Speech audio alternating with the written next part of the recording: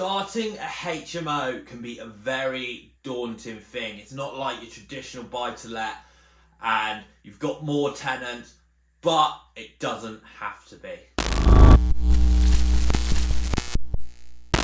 Welcome back, I'm Liam Hitchens, and if you are interested in getting involved in property, whether that's rent to rent or buying property, this is the channel for you. Before we move on, make sure to subscribe and like this video.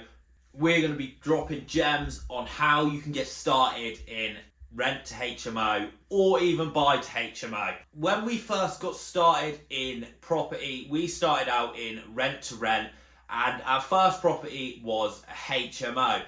It can be very daunting. Are you going to fill the property? Are you going to make the profit that you thought you was going to? Are you going to be able to pay the rent? Even are you going to be able to pay the mortgage if you've bought the property? All these different things are going to be going on in your head, but it doesn't have to be like that. If you carry out your due diligence, research the area, make sure the property's of good standing, and all these little things, then it'll be a good investment for you. You've just got to work your numbers out first. So one of the main things you want to be looking is the area.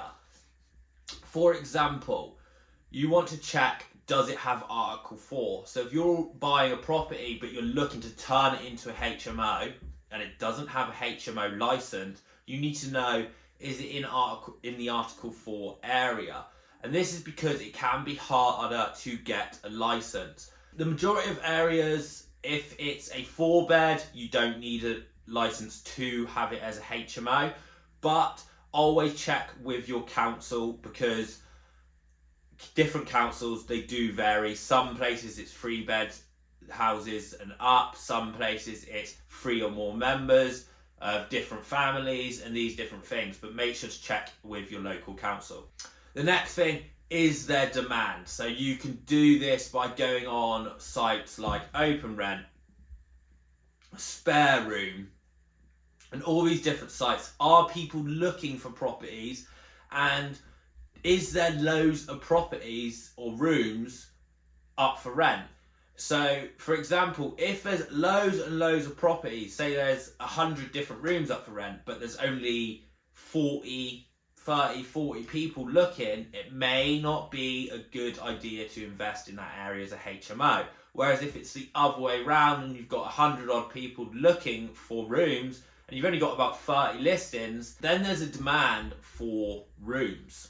So this will give you a good indication of if it's worth it and if you're going to be able to fill those rooms. The next thing, if you're doing it on the rent to rent basis, you need to make sure your numbers work. And this you'll do by the same, going on to Spare Room and Open Rent and seeing how much rooms are renting out for. And then, for example, if it's £500 a month and you've got a 6-bed, which is £3,000, you've then got to work out, what are your bills going to be? What are your maintenance costs? We generally allow about 5 to 10% for maintenance. Are you going to have management in place? And this would be around 8 to 12, depending on who you go with. And then obviously your rental price, which you'll negotiate once you've gone and done the viewing. How much you need to put into the property. Do you need to furnish it? Do you need to redecorate? Or is it already ready to go and comes furnished? This would be the same if you was buying. Are you doing a refurb to turn it into a HMO? How much money are you putting in? So there's all these different factors that come into starting a HMO. You've also got to be very careful with the rules and regulations. So are there fire doors? Are they up to standard? Are there fire systems? Do you have fire extinguishers? Do you have an emergency exit, so front, back door, different fire windows? Your smoke alarms, are they interconnected? Do you have lighting? All these different things that need to be included in your property to run it as a legal HMO. If you already have HMOs or you're looking to get involved and you're just kind of a bit stuck on where to invest, or you don't have the time to invest, or you're just not up to scratch with it, then drop me a message on Instagram and we can book in a call. We're offering free mentoring calls to anyone that looks to get started in rent to rent, or even if they're looking to buy properties. We'll leave that down in the description. But for now, we will catch you in the next video.